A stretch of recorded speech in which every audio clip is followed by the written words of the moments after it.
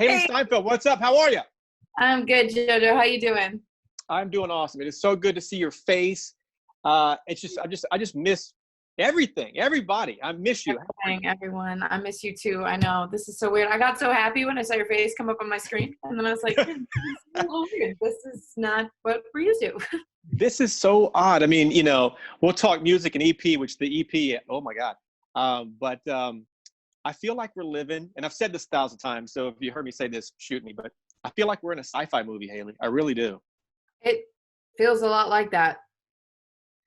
I It does. mean, Weird. we're, It's kind of. I think it, the yeah, only thing like kind of countering that is how great our weather has been in LA. But at the start of all of this, when it was like rainy, it just felt very eerie and kind of spooky. Um, but like so thankful there is sunshine and heat kind of bringing out some positive. Amen.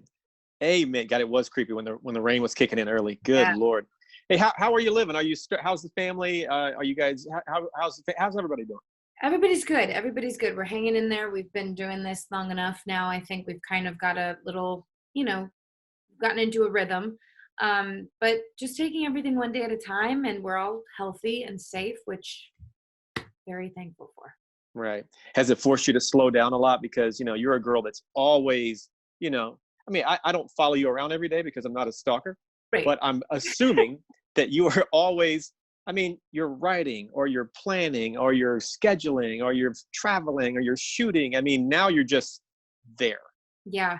No, it definitely, this is, look, every day is kind of, it's been a challenge. There's no denying this is just a very weird, strange, difficult time for everyone. But I have to say it has taught me a lot, and it's taught me to appreciate just having time at home. I can't tell you the last time I spent this much time at home. I can't tell you the last time my family has spent this much time together.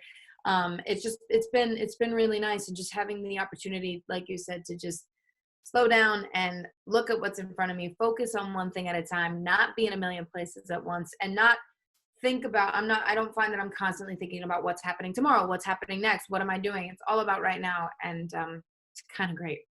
What a great lesson to learn. Live in the now and not stress Yeah. on everything else. Hey, how is your rock star dad with the, Oh ow. my God. What did you just do? I just hit the treadmill. Jojo. Ow. I mean, how is your rock star dad? Yeah. He's amazing and kicking my ass every day. We've been training, and it's so great because it's, obviously I've been training with my dad on a more serious level for a while now. But since we've been in quarantine, it's actually been really fun because every workout is different. We've been, he's been getting so creative with what to do with what we have. But yeah, he's crushing it. A final question before I get to the music. Does your dad have an online workout that I could, tune into, but have the ability to turn off if I start to throw up? No, but he has a phone number. You can call him anytime, and he'll take you through one. Okay, fair enough. Hey, let's talk about this EP, half-written story, part 1. What do people, what do they need to know? Give it to me. Well, this is a small collection of songs that, first mean a great deal to me. I feel that this is my most personal body of work yet.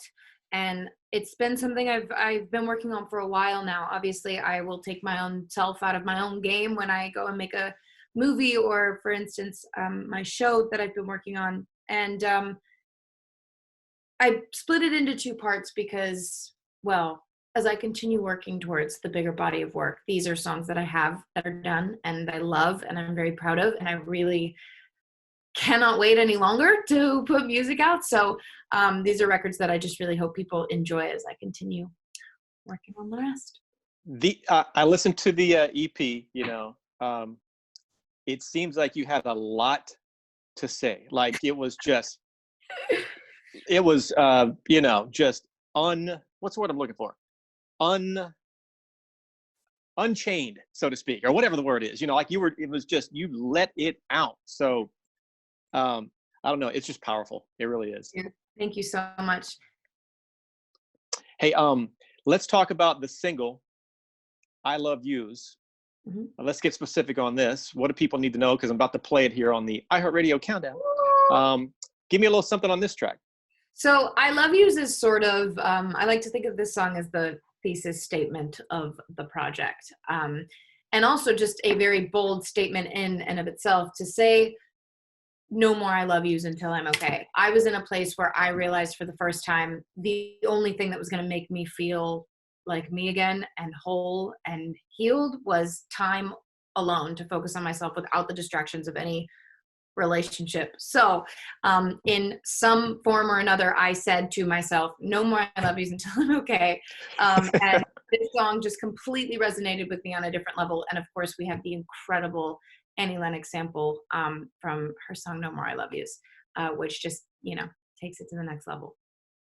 Well, you guys have to hear this this EP. And question, Half Written Story Part 2, you're still, I'm not sure how to phrase this, you're still writing the music, or is your life still writing it? Like, do you know what you want to say, or are you still is there still stuff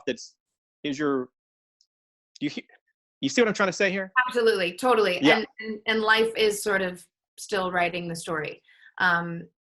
There are definitely records that are it's only a matter of, finishing them at this point. And there is more on my mind that I, with each and every day that goes by, I realize I want to say. So that will be coming through on part 2.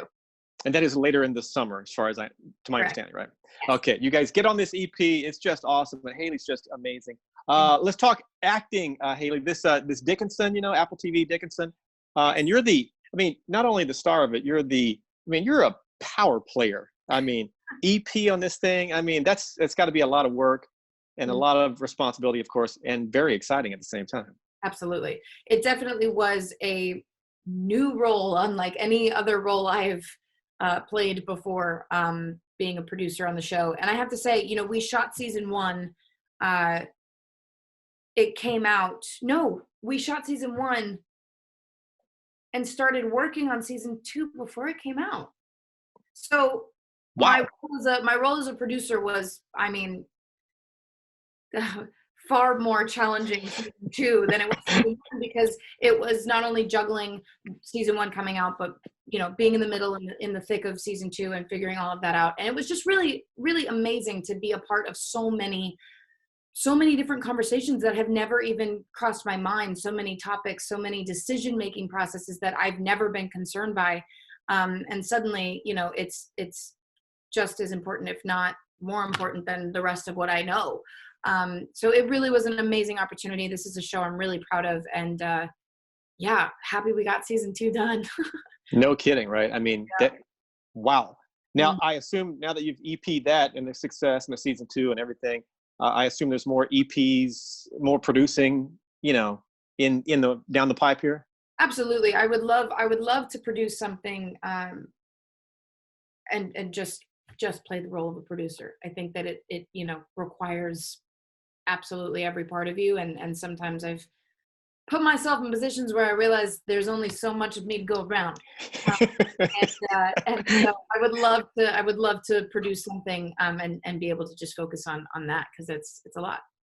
Yeah, you see the word producer on TV, and sometimes I see the name up there. I'm thinking, like, I bet that dude or that girl, I bet they didn't do anything. It's just their names just on the screen. I guess that's not true all the time. It's not true. Well, it is, but it is sometimes, because there are times where I see it too, and I'm like, I know that person, and they're not doing anything. You didn't do anything. Yeah. Oh my God. Hey, Hailee. I can't. Well, this part I won't air. Well, part of it I will. I am working on something. This part I won't air. Okay. But right now, I am in development with on a show for the Travel Channel. Wow. We will see if it goes to series after we shoot the proof of concept. It's with a company called STX. But I was approached by a company to do a paranormal show. And it's just so exciting. We'll see. Wait, back up. Back up. Explain that again. I love the paranormal, ghosts, UFOs, all that stuff. Yeah. I was approached by a few production companies to do a paranormal show. I ended up going with a company called STX, which shot, J-Lo's Hustler and whatnot, whatever. And they have a development deal with iHeart, which is why I went with them. And Travel Channel hit me up during the middle of this pandemic, or they hit them up. They said, we want to do this. But the paranormal one isn't what you were originally doing. I'm not sure what you're developing with them. No, I'm sorry. The Travel Channel is everything I'm talking about right now. It's a paranormal show, just one show. Got it. Okay. Yeah. So sorry, I was confusing. This paranormal show, we're shooting one more thing, a proof of concept. Then after that, it'll go to series or it won't. Okay. And at some point, it's just a show about it. The working title is Unexplained America. Ooh. And I got the word on it I got the word about it during this pandemic. Like the first week on lockdown, I get this call like, oh my God. So everything's kind of rolling. At some point, the ghost recording that you have, that is something I think if you are willing to, talk about this thing, I may want to approach you with it later, Totally. if the shows. If you guys don't know, Hailee Steinfeld has, and just interrupt me here, but you were in studio. Yes. And like you're on one side of the glass, producers on the other side of the glass, and you were saying, hey, let's do take two, whatever, and then another voice jumps in that wasn't you, and it was caught on it was caught. Yeah, so it was, and it's so funny that you bring this up because that was a couple years ago now, and I was going through my computer and on my spare time, just going through old photos and creating space and whatever, and I came across that video, and it had been probably since I spoke to you the first time. It had been about that long since I'd seen it. But yeah, I was in the recording studio, and it wasn't a, I guess, traditional setup where you can see the producer from where you are in the booth. I guess a lot of them are like that, but I was in a separate room, and there was a camera on me and a camera on them, and we could see each other through a screen. And Gotcha. Exactly like you mentioned, I was getting ready to like do a take. And I had my phone in my hands, and there was a music stand right in front of me. And as I went to start singing, it's so weird. I always get so crazy when I go to explain this part, but I literally it felt like, I don't know. It was just this weird, it was the weirdest thing. I felt like I saw something, and I've always described that as like if you had like a black poster board and like white paint on your hands and just did like a big swoosh, like that's what it kind of looked like. And the recording was like this huge like exhale. And the only way, because of course I was like, it was me. But I'm like, who literally exhales right before they're about to sing? You're supposed to, you're trying to get that air. You're not trying to release it yet. So you're like, you wouldn't before you hit a note. That would make no sense. No, which is why it was so bizarre, and I like felt it. And when it happened, I basically was like, I'm so sorry. That was so weird. Do it again. And I felt so strange in the moment that I was like, maybe I was just caught off guard and not ready, and I don't want to admit that. So let's just keep going. We did a bunch of other takes, and then I went into the room and I just said, do you guys have that one where I said, oh my God, sorry, can we go again? And they played it back, and you can hear it. And that's when I was like, I'm not crazy. There is proof, there is evidence. That is nuts. So weird. At some point I would like to figure out if it's something that is, that studio that you were in, does it happen there often? Was it a one-time thing? Is there a backstory? I mean, what do you think we know what you think it was. Right. Do you know who it might have been, or is there a history? There is a history. I know that I know that people that work in the studio all the time have stories. Who it is, I'm not sure. There are names that have been thrown around. I don't know. I don't get the look on your face like, I don't want to say it because I'm going to sound nuts, I feel like at this point I'm going to like start spreading rumors, and there are people that like live there that know. So we need to go to the source. Okay, fair enough. Hailee, I love you. It's so good to see you and talk to you. And congrats on everything. This EP, you guys, it is so, talk about letting it out. And just, everybody's going to relate to this. And it's so, and musically speaking, it's just so good. I love them all. But for some reason, I kind of gravitated to Man Up. Sick. Thank you. Something about that, Hailee, have a great one. Please keep in touch, okay? Absolutely. All right. Bye, Hailee. See you soon. Thanks, JoJo. See ya.